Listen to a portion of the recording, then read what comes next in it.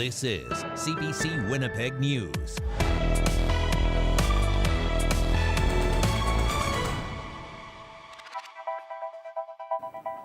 Good evening, happy Friday. Thank you for joining us. A small charter flight headed to Winnipeg was forced to make an emergency landing last night. Both engines cut out mid-trip. The Manitobans on board credit the quick and calm thinking of the pilot for ensuring everyone was safe. CBC's Brittany Greenslade reports. The rural dirt road outside St. Andrews became a makeshift runway Thursday night as a small 6-passenger plane was forced to make an emergency landing. We had to go over that intersection while on the ground. Steve Allard and 5 of his co-workers were on board the plane, which had left Sachigo Lake, Ontario, 2 hours before. He says about 20 minutes before they were set to land, the first engine stopped. When the first engine went out, you could actually feel the plane on the left hand. The left engine went out first, and it was pulling the wing back. Allard says everyone, including the pilot, remained calm as the plane started to approach Selkirk. But then the second engine went. That's when the pilot turned around and very calmly said, make sure everybody has their seatbelts on and brace for impact. As the plane drifted, the pilot guided it under power lines and onto a narrow gravel strip surrounded by snowy fields. It felt like probably only about 20 seconds and we were on the ground. Byron Cassie, who was also on board, says the pilot had just 2 options, the road or an adjacent field. Looking at the field, it was very rough, probably frozen, so I imagine it would have damaged the plane and possibly caused a much worse outcome. While the airline did not respond to requests by CBC, RCMP say it appears the plane ran out of fuel. The Transportation Safety Board is assessing the incident, but the passengers credit the pilot for his quick thinking. He made a plan and stuck to it, and that's the only reason that we all made it to the ground, because if he had changed his mind at any point, we would have been in a lot of trouble. The plane refueled and was flown to a nearby airport. Passengers were driven to Winnipeg, knowing their night could have ended very differently. What could have been a bad situation was just an interesting life story. Brittany Greenslade, CBC News, Winnipeg. Well, now from the emergency landing to a Manitoba town that wants to land new business opportunities. Verden hopes to upgrade its municipal airport. The airfield is already home to a flight school and is used commercially in both the agriculture and oil sectors. But some larger planes can't land there right now because the runway is too small. As CBC's Josh Crabb reports, officials say expanding it now could pay off in the long run. A pilot in a Cessna takes off for a training flight in Verden. The airport may be small, but it's a busy place for a town of roughly 3,200 people. 25-year-old Yu Kataki is originally from Japan. He moved to the southwest Manitoba town from BC to become an instructor at the aviation school. It's pretty hard to find a job over there, so yeah, I ended up here. Kataki had never heard of Verden, but the town is working to put the community back on the aviation map through improvements at its airport. Something town councillor and airport commissioner Bruce Dunning says could attract more corporate flights in both the ag and oil sectors. What we're seeing more and more of all the time now is they're getting bigger planes in to where they can't land here. They have to land in Brandon and then catch rides out. So that's one of the reasons we're looking at upgrading this airport. Scott Andrew is the president of Air Andrew. The family-owned company runs the aviation school, does crop spraying, and has corporate aircraft like this. Right now, they can only use the Cessna Citation jet for corporate travel, but they can't take off from the town with a full tank of gas because the runway's too short for this plane. So there's some traffic that some operators that we used to see come in and out of here, we don't see them anymore. And it's not that they're not operating, it's that we're 1,700 feet too short and we're 25 feet too narrow for the equipment that's being used now. Expanding the runway will cost more than $7 million. The town wants to do the work in phases. It's made an application for funding through Manitoba's Municipal Economic Development Infrastructure Program. Andrew made a $2.5 million commitment to the project. He feels it's critical for the town.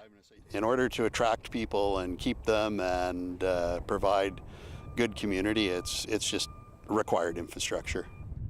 At bare minimum, these hangars will be moved to meet Transport Canada standards, which will allow planes to land in more adverse weather. That includes medical flights, which have been increasing after Shared Health expanded the use of air transports to move patients from rural areas. The rest of the project hinges on how much funding Verden can get. It'll be up to Town Council to decide how much work they can afford to do. There will be some upgrades done regardless. It's just whether we'll do the lengthening and the width at this time. Kataki doesn't plan on staying here forever. He eventually wants to become a commercial pilot. That's my end goal. He says the airport has already helped his career. With upgrades, officials feel there will be new opportunities in aviation on the horizon. Josh Crabb, CBC News, Verden. A Winnipeg woman says she's shaken up. She was accosted by a man while dropping her son off at school. She feels she may have been attacked simply because she's Muslim. The CBC's Ian Fraze has her story. On Friday morning in Fort Richmond, hate hit close to home. I stopped here. I rolled down my window, and that's when I heard what he was saying. Surwat Qureshi was driving her 13-year-old son to school when she came across a stranger, waving his hands, yelling and screaming. She rolled down her window. He's saying really mean things. He's yelling, "Go back to your home, get out of my country, you Muslim pigs and killers." And I look at my son and he's distressed.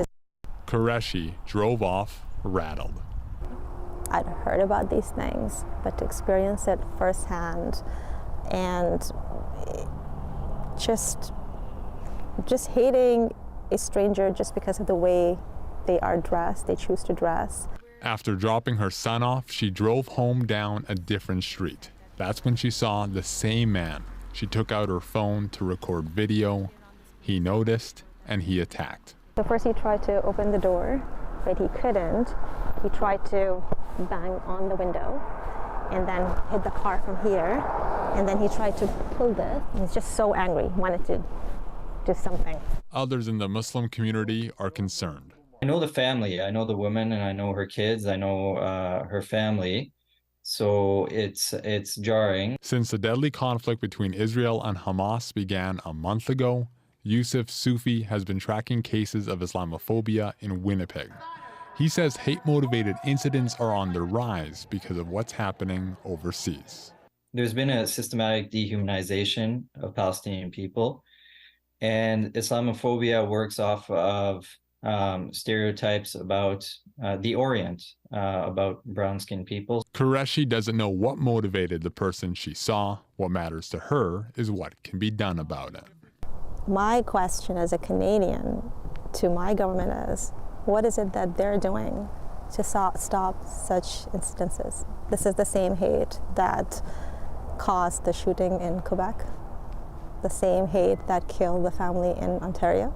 She wants Winnipeggers to realize this hate is happening in their home and to stand up against it. Ian Fraze, CBC News, Winnipeg. Any future plans to build schools with public-private partnerships, or P3s as they're called, may face a lot of scrutiny. The NDP government is planning P3 accountability legislation. That's according to a mandate letter to the Education Minister. The old law was repealed by the former PC government. It ensures checks and balances are in place. The P3 model typically involves a private company designing, building, financing, and then maintaining a number of facilities for many years. The Tories plan to build 9 schools like this, saying it would save time and money. The NDP government hasn't decided whether to proceed with those projects as planned. Widespread drought has forced Manitoba Hydro to fire up its natural gas burning generation station in Brandon. That's something Hydro normally does during the coldest, darkest days of winter, but not in early November. CBC's Bartley Kivas joins us now live in the newsroom. Bartley, we didn't have a flood this spring, so how could we have a drought now? Yes, Janet, we did have a flood on the Red River this spring, and but it's the fall right now, so the Red is running low and several other rivers are running very low. Now, up in northern Manitoba, the Churchill River is running very low, near a record low. Part of its flow is diverted into the Nelson River, and that's home to 4 large hydroelectric stations. The Saskatchewan River is also running low, and it powers the hydro station at Grand Rapids. And the Winnipeg River, which had a record flood last year, it's also running very low, and that means less water through 6 run-of-river hydro stations. So what does all that mean, Bartley? Well, there won't be power outages. There's still water in Lake Winnipeg. It's a reservoir that Hydro uses to keep water and to power its stations, but there's not a tremendous amount of water in that reservoir. So Hydro has fired up the gas-powered turbines in Brandon. That's something it doesn't like to do, but usually does in the depths of winter or when it's too expensive to purchase power from the United States. Hydro isn't sure how long Brandon will operate or how bad this drought will be. The last drought in 2021 left Hydro with a $200 million deficit. What do Hydro's finances look like right now? Well, Hydro has already slashed its revenue projections, but that's because of dry conditions earlier this year. Hydro says it's crunching the numbers right now to determine what the effect of this ongoing drought will be, but that'll put some pressure on the NDP government. Now, it's promising to freeze hydro rates for a year. I asked Finance Minister Adrian Sala how big a hydro deficit would have to be in order for his government to back off that rate freeze. We're still committed to delivering on that rate freeze. We know Manitobans are struggling with affordability challenges right now, but we were given that mandate to freeze hydro rates by Manitobans, and we're ready to deliver on that. Now, it's unclear how the NDP would bring in a rate freeze before 2025 anyway. The Public Utilities Board has already approved a 1% hike for the fiscal year that begins on April 1st. Janet. Bartley Kivas reporting live tonight. Thank you, Bart. They are known as forever chemicals. Once in our bodies, they can last for decades. There is a growing movement to ban them. The challenge is we don't always know which products they're in. But the team at CBC Marketplace did some testing to get to the bottom of things. David Common reports. In science, they're called PFAS. To others, forever chemicals, now connected to a greater risk of cancer and reproductive problems, but used for decades to make products water, grease, and stain resistant. From raincoats to pans, popcorn bags, dental floss, and more. They're all persistent, highly persistent. They can last for decades, if not centuries. When applied directly to the face in products like cosmetics, the exposure risk is increased. Foundation, concealer, blush. You use it all. Yeah. Every single thing you possibly think of. Our testing reveals that 5 of the 8 products contain PFAS. This MAC foundation and waterproof mascara, Marcel eyeliner and foundation, and Quo eyeshadow. Wow. I'll have to find an alternative. An industry group argues the levels found are low, while the companies tell us they don't use PFAS as an ingredient. So how'd they get there? That means there's something that can be found that gets in through the manufacturing process.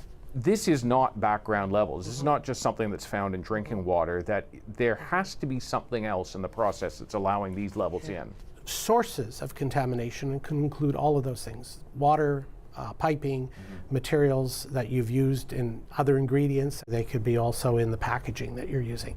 Canada's government is still deciding whether to classify all 12,000 types of PFAS as toxic to human health. Meanwhile, the U.S. state of Maine is demanding PFAS be out of consumer products by 2030. These chemical corporations knew they were toxic and is suing the chemical companies which made them. My hope is that this is a wake-up call for anybody who may not have been paying attention to just how significant this kind of contamination can be. A call being echoed by many in Canada's scientific community. David Common, CBC News, Toronto. For the full investigation, watch Chemical Shock, testing the makeup of your makeup. Tonight at 8 here on CBC TV, or watch it whenever you like on CBC Gym. If you're feeling a little tired this Friday evening, you might think this is good news. You will get a little more shut-eye this weekend. Daylight saving time ends early Sunday morning. That means you gain an hour of sleep when you turn your clocks back an hour. The official time change happens at 2 o'clock Sunday morning when you turn your clocks back to 1.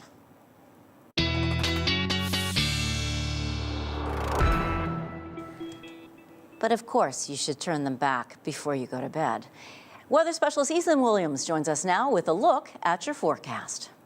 Well, thanks, Jana. Yeah, we have enjoyed a sunny day today thanks to high pressure over the province, really clearing those clouds out in Winnipeg and much of southern Manitoba, really all of the province getting a decent chance at some sunshine, but that is all about to change. Come tomorrow and into Sunday, we now have a special weather statement that's been issued for much of south and central Manitoba, including the city of Winnipeg, and this is for an Alberta clipper that is moving in that is going to be bringing not only snow, the temperature's warm enough to bring some rain, but dropping below freezing means that could definitely be freezing rain. Things start getting underway tomorrow evening and into Sunday, but before then, cloud cover building back in through much of southern Manitoba as we head through tomorrow morning. Few flurries possible along the inner lake as we head through the afternoon. Then this thing really starts getting going as we head past midnight tomorrow. Snow in the parklands for southwestern Manitoba and Brandon. You might see some mixing. Winnipeg, we are basically just sitting on the rain-snow line by the time we get to the noon hour on Sunday. Much of us to the north of Winnipeg, though, going to be seeing that snow. Again, south of the Trans-Canada, though, I think this will mostly be falling as rain, and that's the best chance for freezing rain. But as fast as this system comes by, it's out of here. High pressure will start to clear out the north Monday before another smaller system moves through. So in the general path of the snow here, we're looking probably for anywhere between 5 and 10 centimeters by the time this is all said and done. Again, Winnipeg may be picking up a few centimeters, but south of there, we're mostly in the clear, and that includes Brandon as well. Heaviest rainfall probably along the Red River Valley and into northwestern Ontario, where there could be some amounts upwards of 10 millimeters around Winnipeg, but heaviest in northwestern Ontario, Kenora, Fort Francis, maybe between 15 and 20 millimeters. The good news is, though, we're to the north of the center of that low pressure, so that means winds not picking up all that much, although you may want to check highways in the morning on Monday just in case, as there could be some reduced visibilities. Tonight, it'll be a chilly one in Winnipeg. We're dropping down to around -10. Again, with those clear skies, that's what's making us quite cold. A little bit of wind probably going to make that feel like -16 or so. Getting to the morning, clouds starting to build back in, and probably a mix of sun and cloud at -8, probably feeling still into the mid-minus teens or so by that point.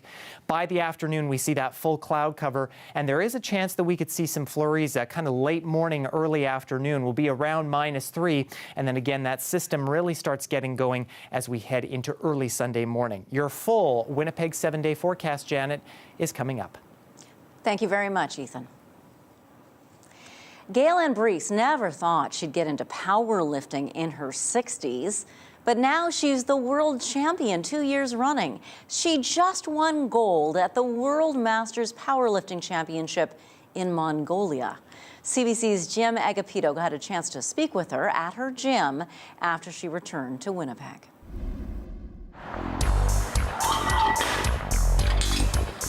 We're here because you just won something big. What was that? I won the World Championship for the IPF Masters. Gail-Ann Brees from Canada, 112 I won last year also.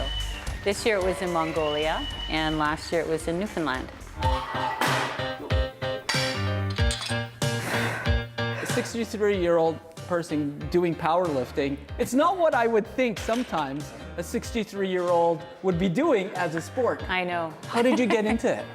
Well, I really got into strength training really for my health. And then after a few years, I lost weight, I felt great. What is the weight? It's 50. And my coach, Dino, said, you know, what's your next goal?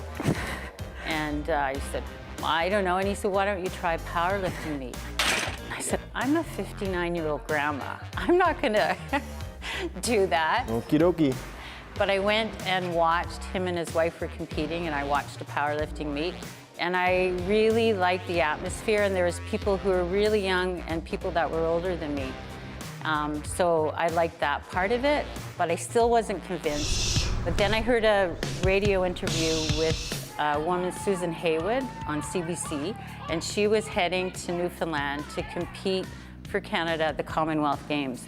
And she's about 10 years older than me. And so I thought, well, you know, if she can do it, I'm going to give it a go. So that's how I started. And my first competition was December of 2019.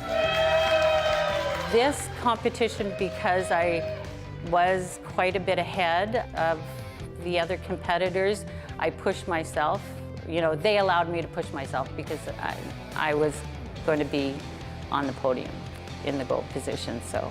So you knew going into it, you kind of had it in the bag. Well, I knew I had a good chance.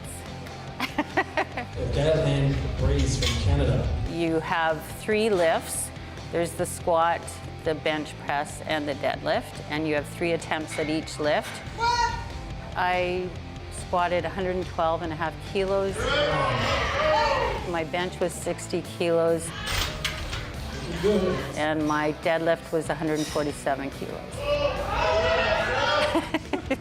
It's a lot of weight. Doubles. Just doubles? Okay.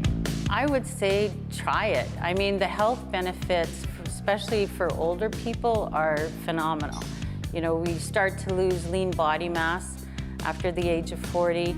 It's good to keep osteoporosis at bay. It gives you strength and balance. It gives you energy to keep up with grandkids. Let's try it. Find a gym you're comfortable in, get yourself a good trainer and a program, and go for it.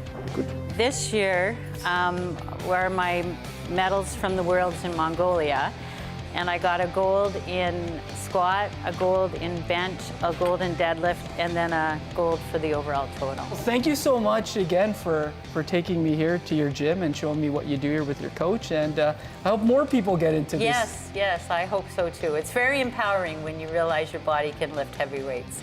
And you're basically defying what people think aging should be. Yes, I guess so. I don't know. You just do. Yeah. For you, Galen. Tensions are escalating now between Israel and Lebanon. The leader of Hezbollah, Hamas ally, spoke today. We'll have more on his remarks after the break.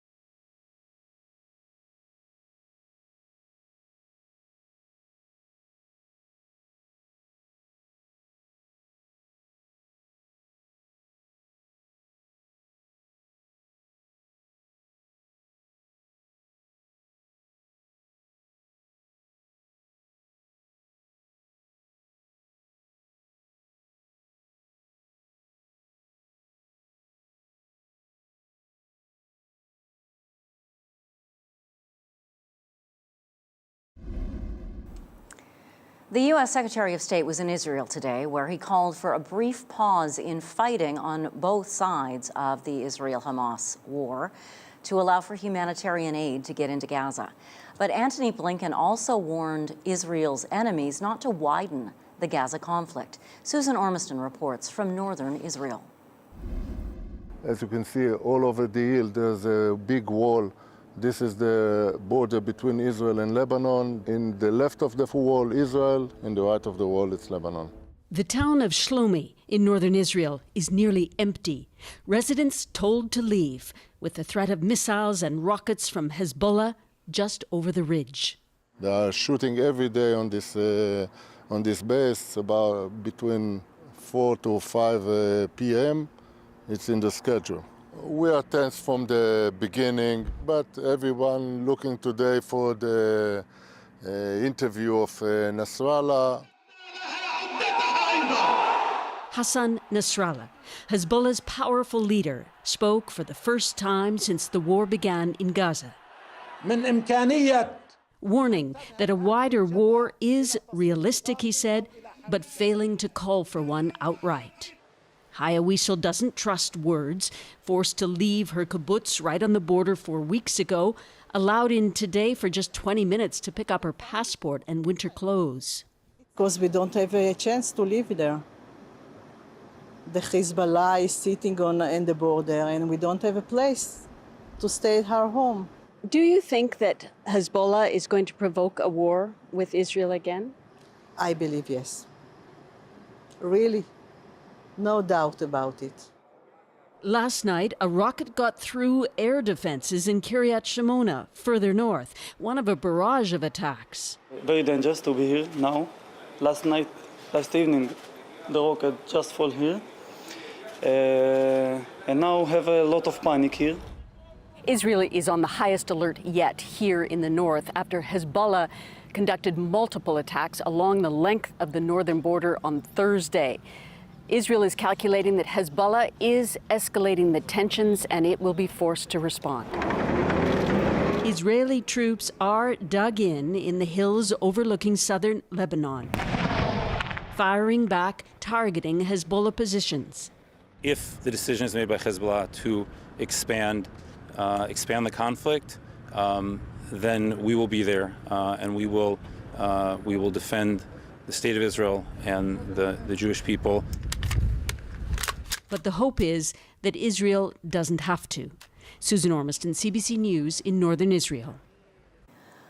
More foreign nationals were slated to leave Gaza today through the Rafah border crossing with Egypt. Several hundred have been allowed out over the last 2 days. The White House says 100 Americans passed through yesterday and that another large group would pass through today. Almost 100 British nationals were scheduled to leave today as well. There are Gaza refugees hoping to leave. Sources in Ottawa tell CBC they've been told Canadians will start being allowed out of Gaza on Sunday. Prime Minister Trudeau talked about the more than 400 Canadian citizens, permanent residents, and family members still in Gaza today.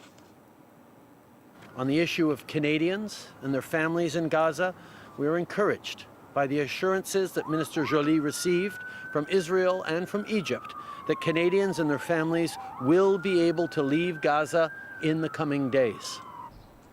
Trudeau was in Washington at the America's Partnership for Economic Prosperity Summit. U.S. President Joe Biden was hosting leaders from 11 other partner countries from the Western Hemisphere to talk trade. Finance Minister Chrystia Freeland convened a virtual meeting today with her provincial and territorial counterparts to discuss Alberta's proposal to pull out of the Canada Pension Plan. Experts say if Alberta leaves the National Retirement Savings Program, it could lead to a major increase in the contributions paid by workers and employers in the rest of the country. But as Marina von Stackelberg reports, some provinces didn't want to talk pensions. They wanted to talk carbon tax. Good afternoon. Hi, everyone. Canada's Finance Minister Chrystia Freeland says she's asked staff to find out how much pension plan money would have to be transferred to Alberta if it left, a move she says could have dire consequences. That one province might leave the CPP is posing brand new questions for our whole country. This has never happened before. Freeland insists the 1-hour virtual meeting was productive. We always do find a way to work together. And actually, today's meeting was very encouraging for me in that respect. But before she even spoke to reporters, Saskatchewan's finance minister blasted the meeting for not being about what she calls a much more pressing issue, writing, "I am extremely disappointed with the complete disregard from Minister Freeland to speak about the carbon tax crisis created by this federal government last week." That's when Ottawa announced a 3-year exemption to the carbon tax for Canadian homes that heat with oil. Saskatchewan's Premier Scott Moe threatened to stop collecting the carbon tax altogether if other forms of heat weren't included, like natural gas. Now, New Brunswick is looking at whether it should do the same. Premier Moe may have already had that answer, but I'm asking our colleagues here, our legal team, what opportunities do we have there? Even Ontario, that requested the pension meeting, called on the Liberal government today to remove the carbon tax on natural gas. I'll just say this, we're talking about national unity and the Canada Pension Plan. This carbon tax is now becoming an issue of national unity. Will there be any further exemptions to the carbon tax on home heating? No. Freeland says finance ministers will have a chance to talk about the carbon tax when they meet in person next month. But this issue will undoubtedly come up when the premiers meet in Halifax in just a few days. Marina von Stackelberg, CBC News, Ottawa. There are fresh signs today that the Canadian economy is slowing down. The latest job numbers came in weaker than some analysts expected. But as the CBC's Nisha Patel explains, slower growth could help bring down inflation. Canada added about 18,000 jobs last month, but it was mostly part-time positions. The unemployment rate ticked up to 5.7%. It's climbed higher for 4 of the past 6 months. As the population grows rapidly, there are more people looking for work. We're starting to see Ontario, Quebec showing more signs of weakness. We know that some of the western provinces with the resource sector and oil prices still playing a role in adding to profitability.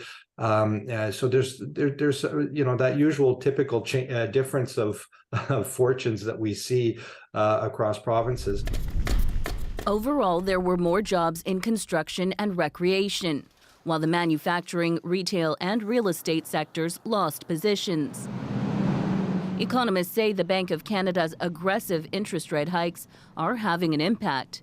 Consumers are spending less, and businesses are pulling back. We are expecting essentially the stalled economic activity that we've seen over the last 2 quarters to continue into the last part of this year and early 2024. And with that, we think will come some job losses, some continued labor market slackening. Workers are still pushing for higher paychecks, with average hourly wages up 4.8% from a year ago. Though as the labor market eases, wage gains are also slowing. Economists predict the unemployment rate could hit 6% or higher in the months ahead, with policymakers counting on a slower labor market and a cooler economy to help bring down inflation. Nisha Patel, CBC News, Toronto. As you know, restaurants were hit hard during the pandemic. Now they're grappling with inflation. We'll have more on the impact that's having on the restaurant industry after the break.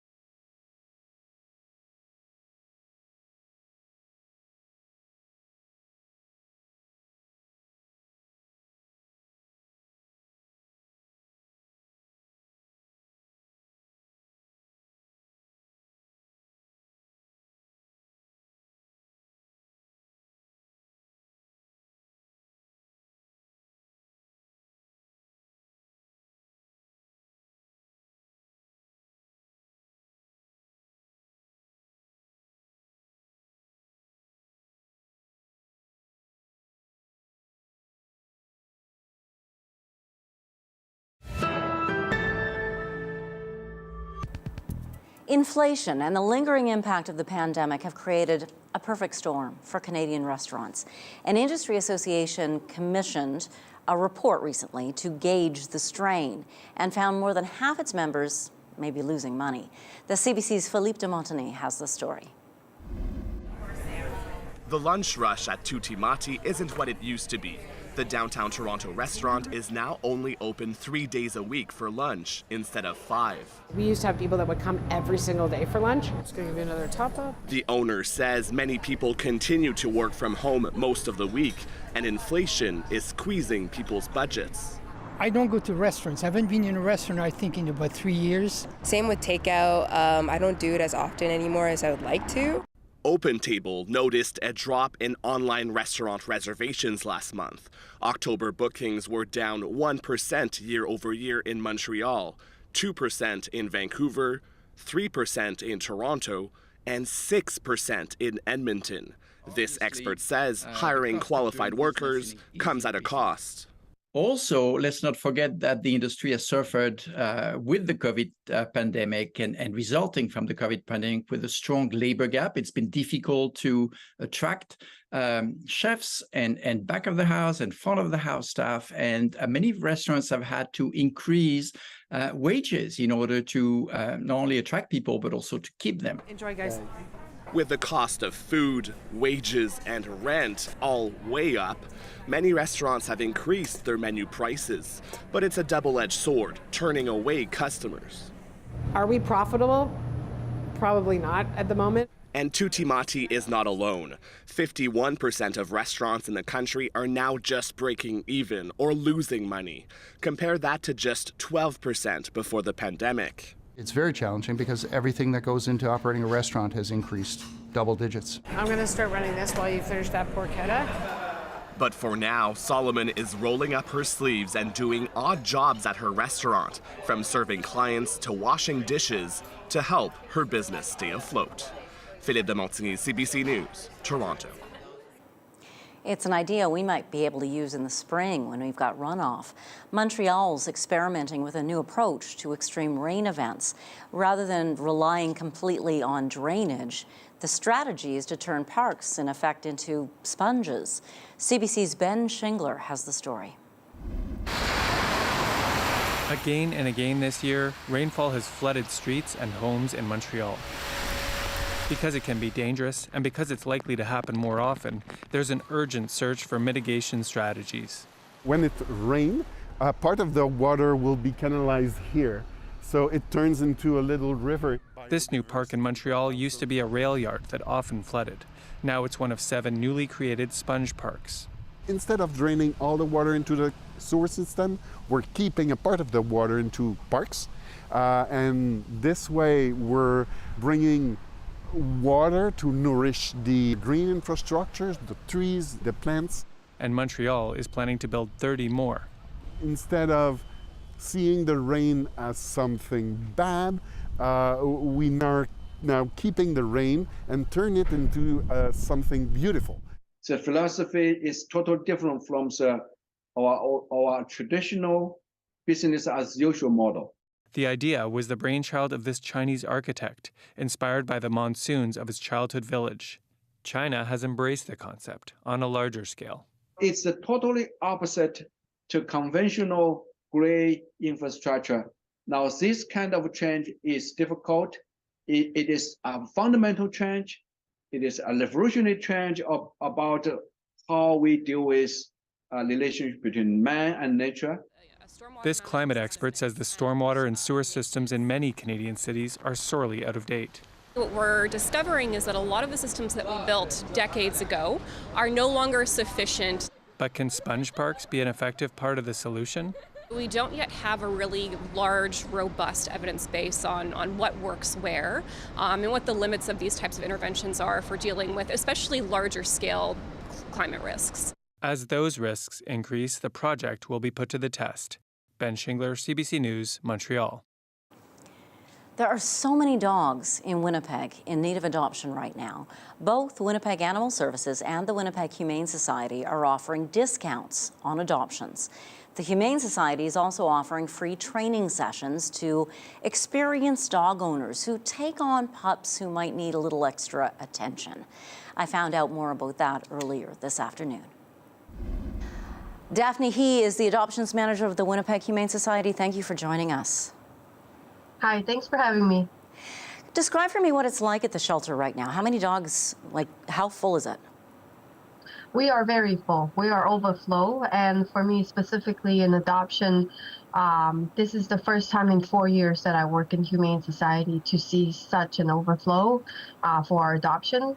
Basically, we have 21 rooms available to house, available for adoption dogs, but I have 30 dogs needing home and waiting for adoption.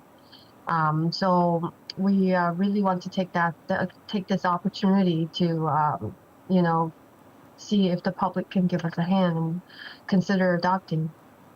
You look quite serious about this. Is it upsetting to you? Yes. Yes, it is in some way upsetting to me because, day in and day out, not just me, but the staff here, it's pretty obvious that the dogs are stressful. So for us, we're very motivated to try our best to find all kinds of solutions. That's part of the reason why we decided to do promo, because our main goal is always to find a forever home for every dog, because they deserve to have that stability. They deserve to be loved and be surrounded by the family that loves them and cherish them. I know that the City of Winnipeg Animal Services is packed right now too. Why do you think we have so many dogs needing homes right now? I think part of there's many factors. Part of it is inflation. 70% of the incoming animal right now to our shelter basically is due to medical reason, and due to the fact that owner cannot afford the vet care right now at this situation. And then at the same time, we do have winter's coming. We have a lot of sick and injuries animal that's being sent in. And at the same time, we are also working with animal services, our investigation team, and provincial vet to, care for all those animals that is facing some wellness danger and situation. Yeah, and you have some animals available for forever homes now that need a good guiding hand, that maybe have some behavioral issues. Tell us about that. Yeah, basically now half of the dogs that we have available for adoption now are dogs that have some challenging behavior. They came from maybe a stray background or was not in a really good condition. So coming into the shelter makes it harder for them to adjust. Their stress level goes up. So they started to exhibit it through behavior. So for example, they become very jumpy, they can get too excited. So for us, we know for a fact that a permanent home is the best solution for these dogs. And we understand that helping this dog, adopting this dog does come with struggles for the adopter. So other than having the promo, reduce adoption fees, we're also offering behavioral support. We're going to offer a behavior bootcamp package that includes 2 1-hour in-home private sessions, free behavior classes, and ongoing behavior support at the Winnipeg Humane Society. And our goal is to really hoping we can ask the public to give these dogs a chance. They might not be the perfect dog, but they really do deserve to have that chance to go into a home. And maybe they'd be the perfect dog for you. You never know. Yes, you never know. The thing is, when you don't try, you will never know if that's the right dog. And once you try it, and when you overcome all those difficulties with your pet, the sense of rewardingness is very satisfying. Daphne He, thank you so much for your time today. Yeah, no problem. Thank you for having us. By the way, all the dogs you saw in that video are available. They're up for adoption right now. Some hockey lovers and pros have laced up the skates. They were playing in a tournament today to help people who don't have shelter. We'll tell you more about how hockey helps the homeless after the break.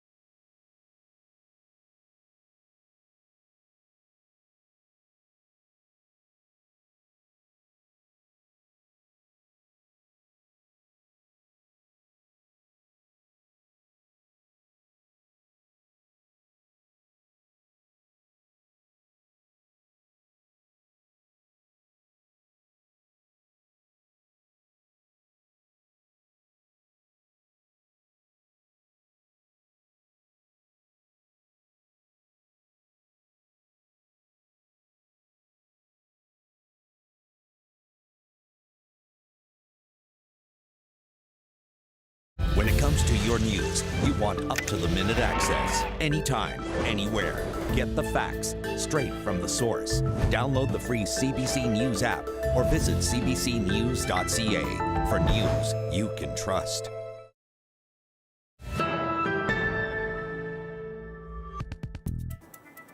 Local hockey players took to the ice today for Hockey Helps the Homeless. It's a national program that since 1996 has raised $22 million for charities across the country that help people experiencing homelessness. It's the 5th year for the charity in Winnipeg. The 4th year they've been able to hold a tournament in person. I caught up with Winnipeg's committee chair Scott Sullivan at Seven Oaks Sportsplex just before he stepped on the ice for his second game of the day. Hello, Scott Sullivan. Thanks for joining us. Thank you, Janet. How do you describe the atmosphere at these tournaments? Well, it's definitely awesome, that's for sure. And as a hockey player, it's something that's easy to get excited for when you can, raise some money to play 3 hockey games in one day. So it's easy to be excited, and a lot of people bring a lot of energy to the day, that's for sure. Talk to me a little bit about the cause. How does it feel to know that you're raising money for homelessness? Well, that's really the best part. And here in Winnipeg, we're raising money for Red Road Lodge, Ray, and Willow Place.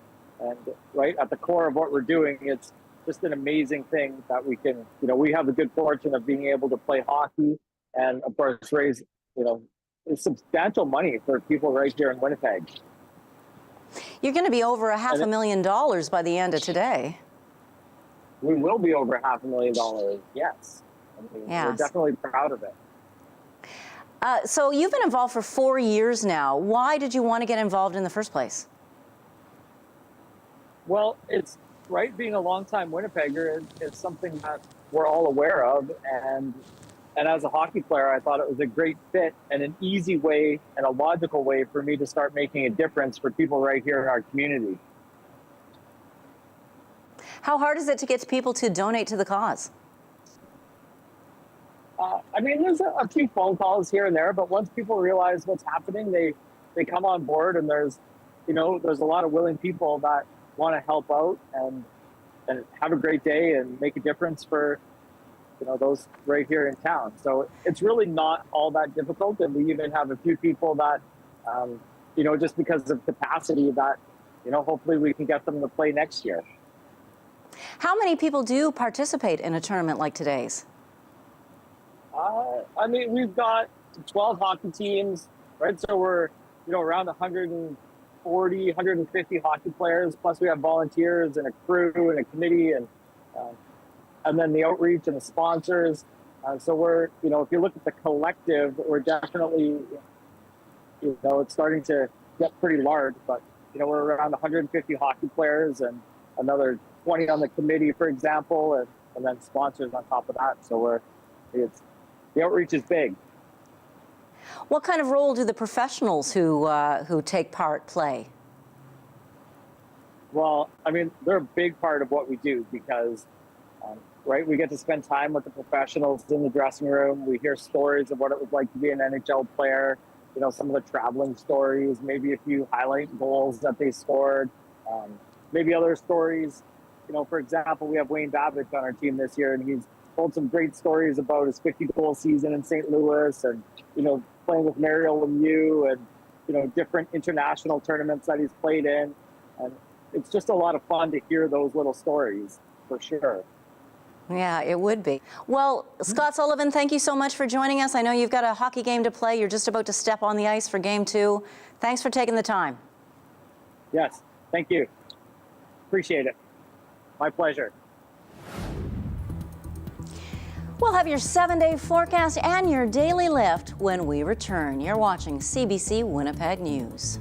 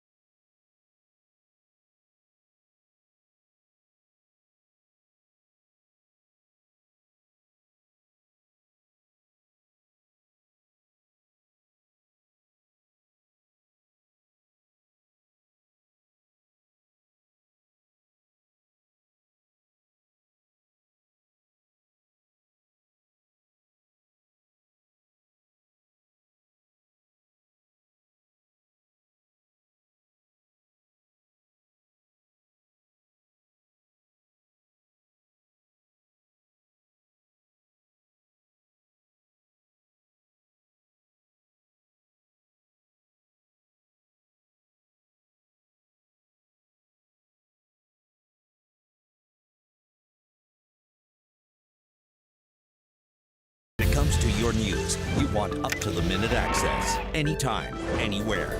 Get the facts straight from the source. Download the free CBC News app or visit cbcnews.ca for news you can trust.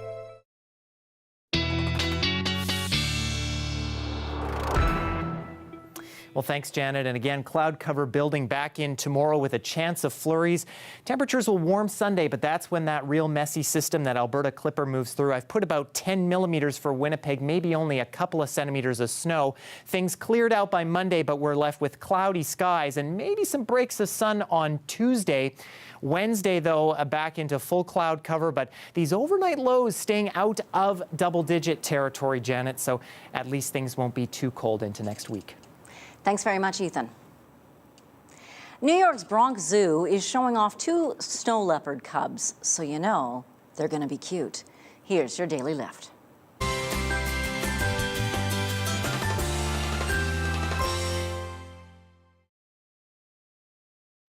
You also know Mom's going to be nearby to make sure the pair's well groomed, looking their fluffy best.